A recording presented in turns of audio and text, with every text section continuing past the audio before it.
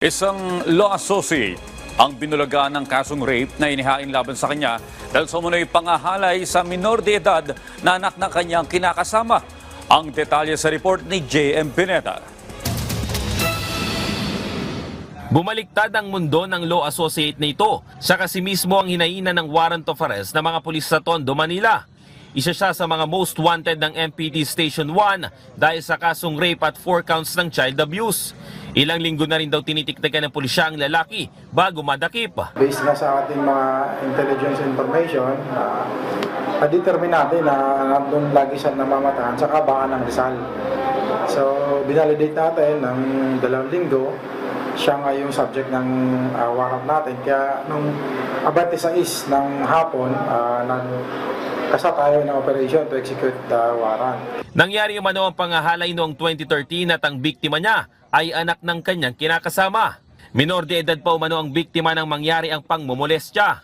Pero giit ng sospek, malabong ginahasa niya ang biktima dahil itinuturing niya itong anak. Nagkaroon lang daw sila ng tampuan, kaya laking gulat niya nang kasuhan siya nito. Sukat doon, nagtampo, umiyak, nagano sa banyo, nagtago sa banyo. Dumating yung tiyahin niya, kinuha siya ng tiyahin niya.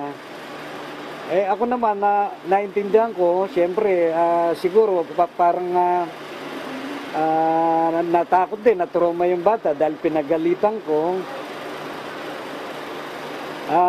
Pinayagan ko na dun muna sa tiyahin niya matulog. Pero after 6 months, nalaman ko na lang, kinasuhan na pala ako ng kasong rape na hindi ko naman talaga ginagawa. At alam ng kapatid niya, alam ng magulang niya, at yung mga pangyayari, alam niya naman yun, walang nangyari. Ang tiyahin umano ng sospek, ang tanging nagdidiin sa kanya sa kaso. Hinala niya, may galit ito sa kanya. Ang mas porsigido yung tiyahin niya, na wala naman sa sitwasyon, bigla na lang umentra. May konting